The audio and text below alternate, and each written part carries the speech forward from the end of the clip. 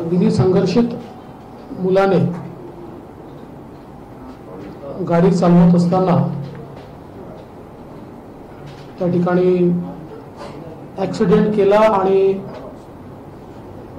दोन लोकांचा, एक तरुण एक तरुणी यांचा त्याच्यामध्ये मृत्यू झाला। आणि त्यानंतर घडलेल्या ज्या घटना आहेत या संदर्भात लोकांमध्ये देखील एक संताप आणि नाराजी ही आपल्याला पाहायला मिळाली। या संदर्भात आज मी पोलीस विभागाची बैठक घेतली। आतापर्यंत काय घडलेलं आहे, पुढची ऍक्शन काय आहे आणि त्यासोबत अशा घटना घडू नये म्हणून प्रिव्हेंटिव्ह काय करता येईल, अशा सर्वच बाबतीत चर्चा झाली। मुळातच ही घटना घडल्यानंतर पोलिसांनी कारवाई करत जो काही ऍप्लिकेशन रिमांडचा ज्युव्हेनाइल जस्टिस बोर्डकडे सबमिट केला होता, एकतर त्याच्यामध्ये अतिशय स्पष्टपणे 304 आयपीसीचा कलम हा मेन्शन केलेला आहे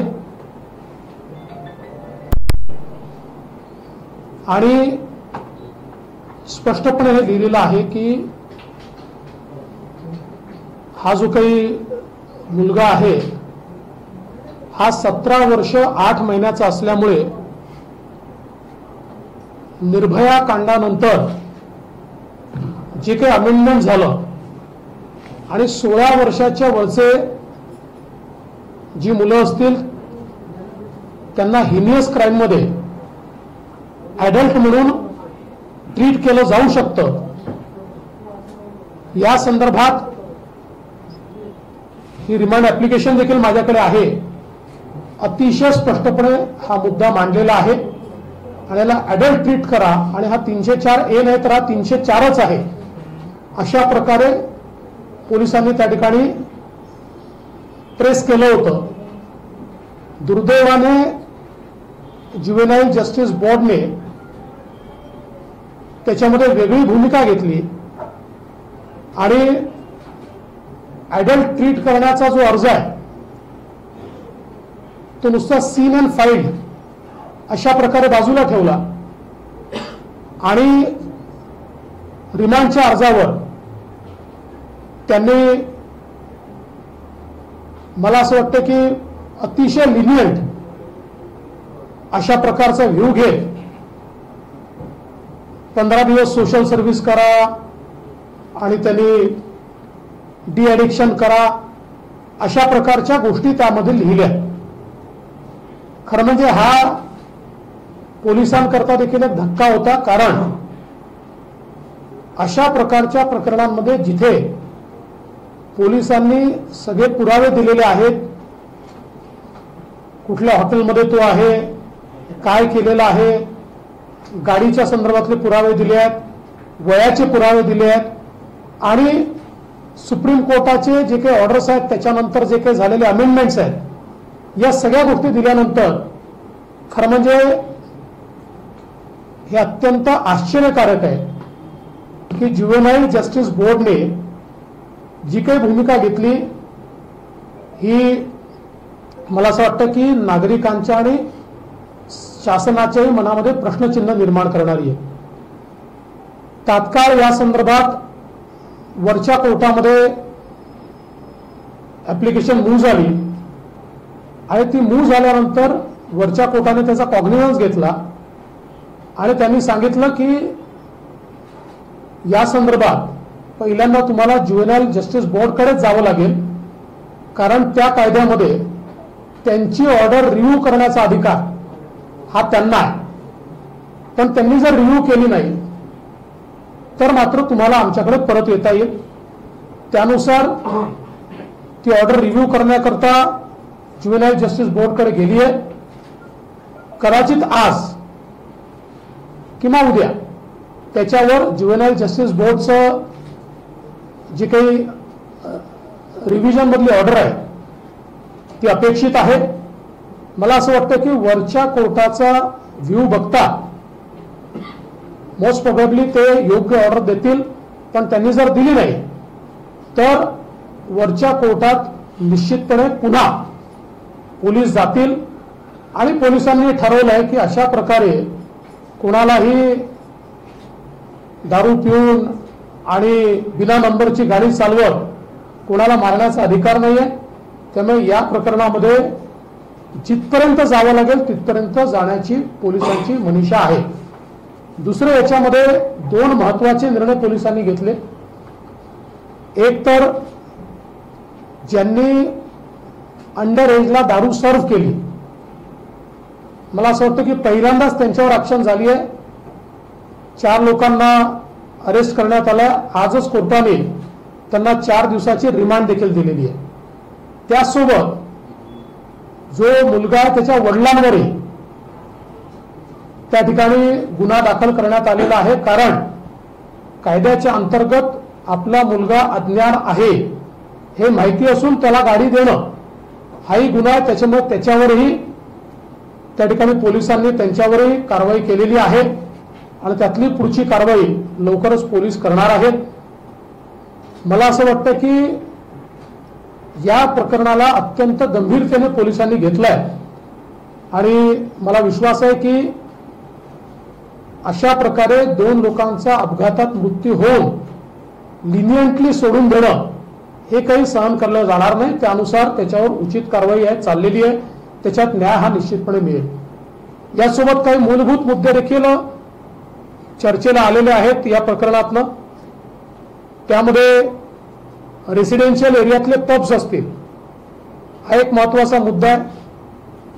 त्या ठिकाणी आयडेंटिटी चेकिंग कुठलं होत नाही हा देखील महत्वाचा मुद्दा आहे. आयडेंटिटी चेकिंगचा अर्थ असा आहे की आपण बघितलं असेल तर त्यांच्यावर एक कंपल्शन आहे की त्यांनी आयडेंटिटी आणि एज चेक करूनच लोकांना आतमध्ये जाऊ दिलं पाहिजे. त्याचं चेकिंग कुठे होत नाहीये. त्या संदर्भात एन्फोर्स करणं आणि सीसीटीव्हीतनं ते मॉनिटर करणं अशा प्रकारचं एक पोलिसांशी चर्चा झालेली आहे, ते करणार आहे. त्यासोबत मोठ्या प्रमाणात ज्या भागामध्ये अशा प्रकारचे जॉईंट्स आहेत त्या भागामध्ये नाकाबंदी करून ड्रंकन ड्रायव्हिंग या संदर्भात इफेक्टिव्ह ऍक्शन घेणं हे देखील आता मोठ्या प्रमाणात करण्यात येणार आहे. आणि विशेषतः ज्यांना लायसन्सेस मिळालेले आहेत ते लायसन्सेसच्या कंडिशन्स त्या ठिकाणी पाळतायत की नाही याची तपासणी करण्याचे आदेश हे पोलीस विभाग तर पाहिलंच, पण महानगरपालिकेलाही देण्यात येतील आणि एक्साइज डिपार्टमेंटला देखील देण्यात येतील. आणि त्यानुसार जिथे व्हायोलेशन्स आहेत त्या ठिकाणी थेट क्लोजर्सचे ऑर्डर्स हे देखील देण्यात येतील. कुठल्याही प्रकारचा FL3चा नवीन लायसन्स देताना त्या ठिकाणी एक तर तो रेसिडेन्शियल एरिया असू नये आणि त्याचे काही काटेकोर नियम असावेत. अशा प्रकारचा देखील एक त्याची नोट ही मी पोलीस आयुक्तांना तयार करायला सांगितलेली आहे की ज्या माध्यमातून भविष्यामध्ये या गोष्टींवर आपल्याला आळा आणता येईल.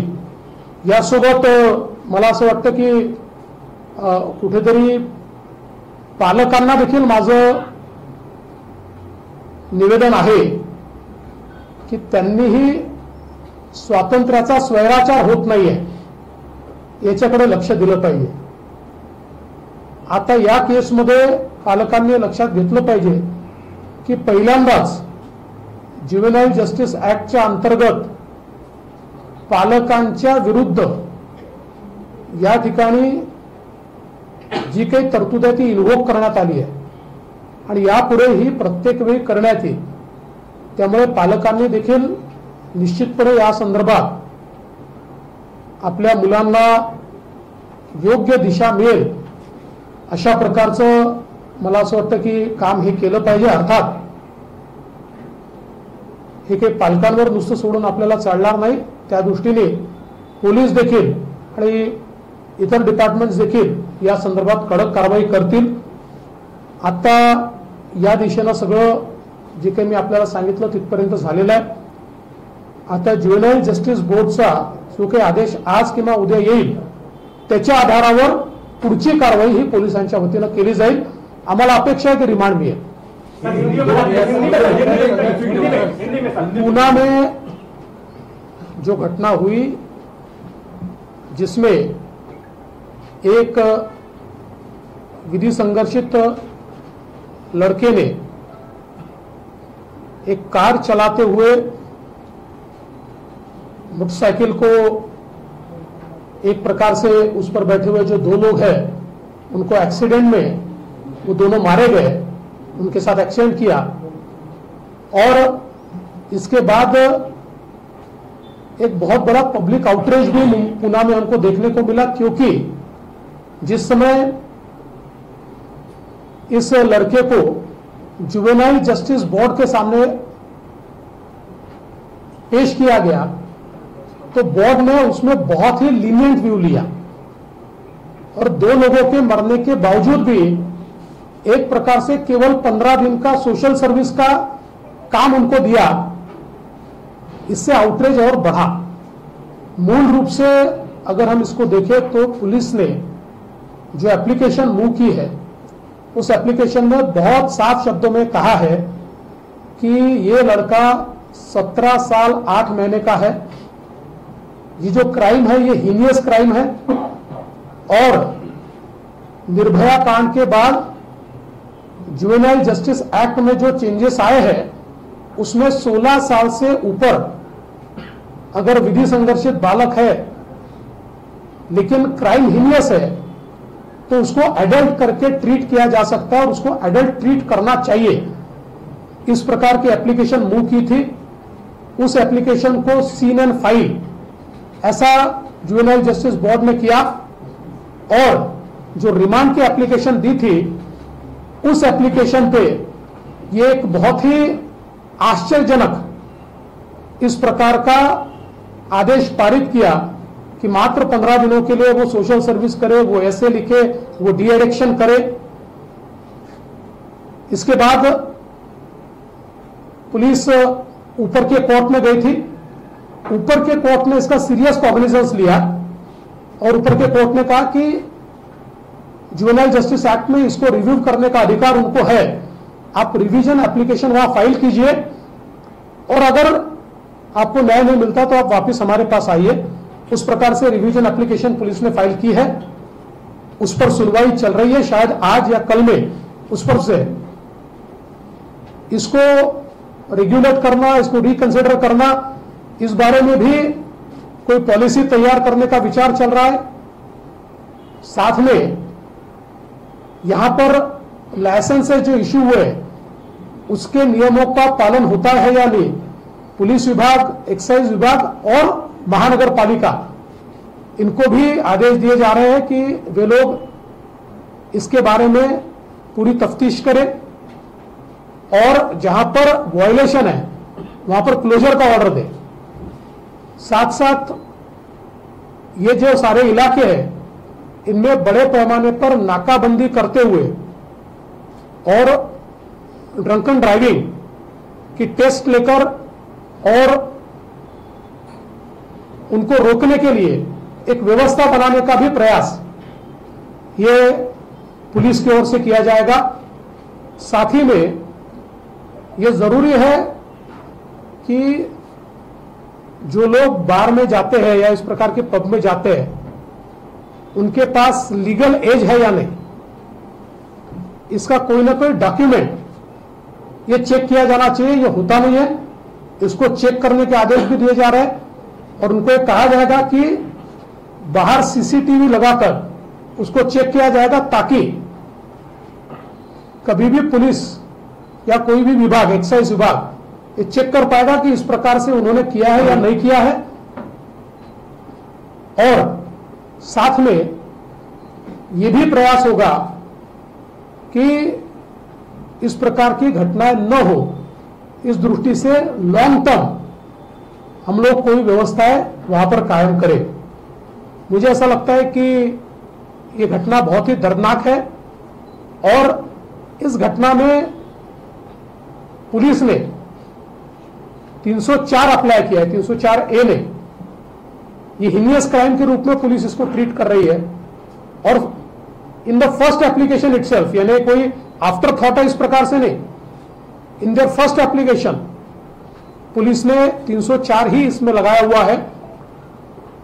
जब जुवेनाइल जस्टिस बोर्ड के ऑर्डर को मैं देखता हूं तो मुझे आश्चर्य होता है कि इतने गंभीर मामले में इस प्रकार की ऑर्डर कैसे दी गई, इसलिए उसको हम लोग कंटेस्ट करेंगे। सर, या सगळ्या घटनेनंतर आरोप प्रत्यारोप होते आणि पुणे पोलिसांवरती राजकीय दबाव होता आणि त्यामुळे या सगळ्या घटनेनंतर पोलिसांवरती कारवाईची मागणी सुद्धा ज्याला जोडून स्पष्ट आहे की त्या दिवशी रात्री तिथे एक महायुतीशी संबंधित आमदार रात्रभर होता, संबंधित व्यक्तीने सोशल मीडियावरती पोस्ट टाकली। पहिली गोष्ट अशी आहे, कोण होता कोण नाही होता यापेक्षा पोलिसांनी काय केलंय। पोलिसांनी FIR किती वाजता केला त्याचा टायमिंग आहे। FIR मध्ये पोलिसांनी 304 लावलेला आहे। 304A लावला असता तर त्यांना सुटण्याचे सगळे चान्सेस होते, मग 304 काही नंतर लावलेला नाही, in the first FIR itself. आणि पहिली ऍप्लिकेशन जी पोलिसांनी मूव्ह केली आहे ती ऍप्लिकेशन माझ्याकडे या ठिकाणी आपण पाहू शकता। या ऍप्लिकेशन मध्ये स्पष्टपणे पोलिसांनी या ठिकाणी लिहिलंय की ट्रीट हिम ॲज ॲडल्ट, की यांचं वय याचं 17 वर्ष 8 महिने आहे। 304 हा हिनियस क्राइम आहे, त्यामुळे जे काही अमेंडमेंट झालेले आहेत त्या अमेंडमेंटच्या डेफिनेशन मध्ये याला ॲडल्ट ट्रीट करता येतं आणि म्हणून ट्रीट करून तुम्ही यांची कस्टडी द्या। त्यामुळे या कुठल्याही गोष्टी आफ्टर थॉट नाही आहे, फर्स्ट ऍक्शन पोलिसांनी जी घेतली ती हीच घेतलेली आहे। त्यामुळे मला असं वाटतं की याच्यावर राजकारण करणं किंवा याच्यामध्ये पोलिसांना दोषी धरणं हे चुकीचं आहे। पण मी ऑन रेकॉर्ड म्हणतो की ज्युवेनाइल जस्टिस बोर्डचा जो ऑर्डर आहे हा ऑर्डर मात्र आम्हाला धक्कादायक आहे आणि आश्चर्यचकित करणार।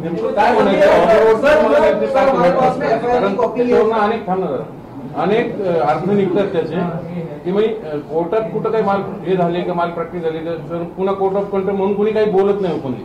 असं आहे की या संदर्भात मी आज एवढंच बोलू शकतो की हा ऑर्डर आम्हाला आश्चर्यचकित करणारा आहे, हा ऑर्डर धक्कादायक आहे।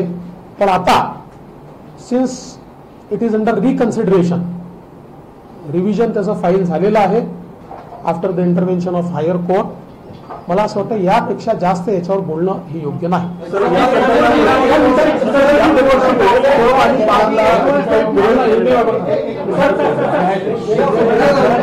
सर, या म्हणजे पब्लिक आउटरीच इतकं आहे, स्थानिक लोकांचं असं म्हणणं आहे की बारला जी काही वेळ वाढवून दिलेली आहे तर याबद्दल सरकार काही पुनर्विचार करेल का? आणि परवानगी देताना अगदी पार्किंग स्पेस आहे तिथे कोणी बार सुरू करू शकतं किंवा पब सुरू करू शकतं, तर याबद्दलचे काही नियम आहेत तर ते पुन्हा काही पुनर्विचार त्याचा होईल का?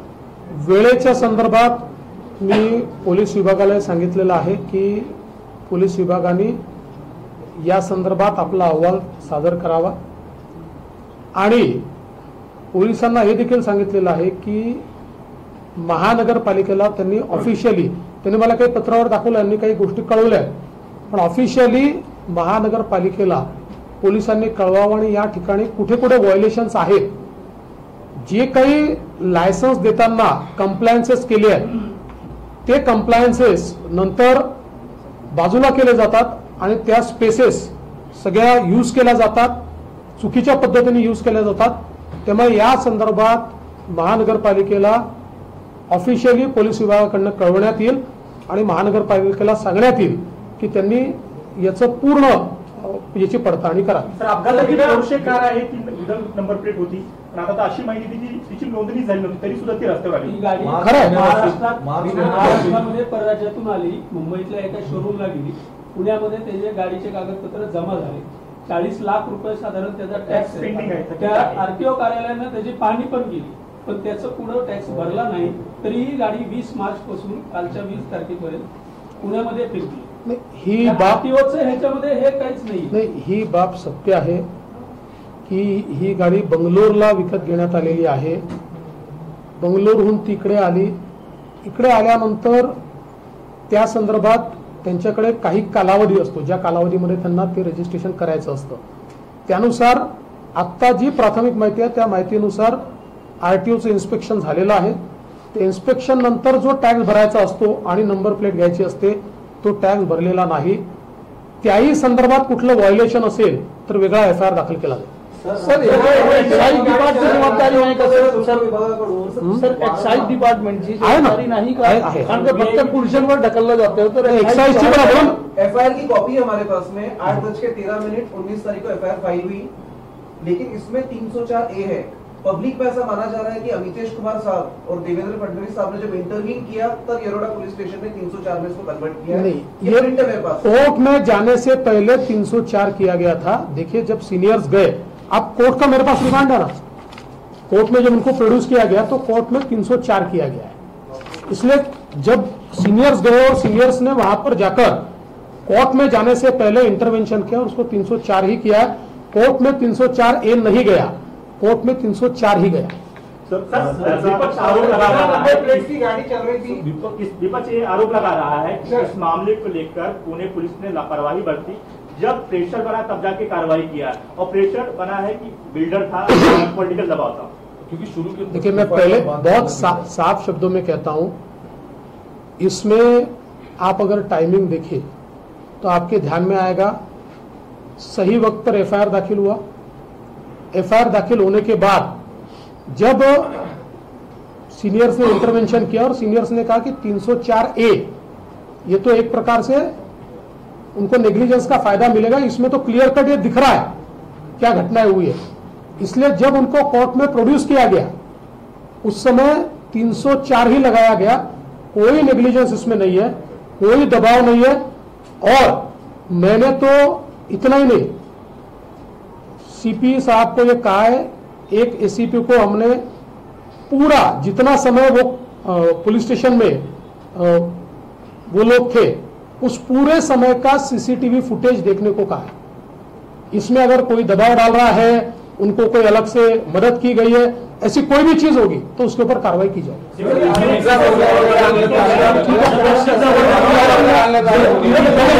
हे जे पिझ्झा बर्गर वगैरेचे जे आरोप आहे त्याकरताच आपण CCTV पडताळणी करायला सांगितलं आणि असं केलं असेल बरखास्त करून टाका.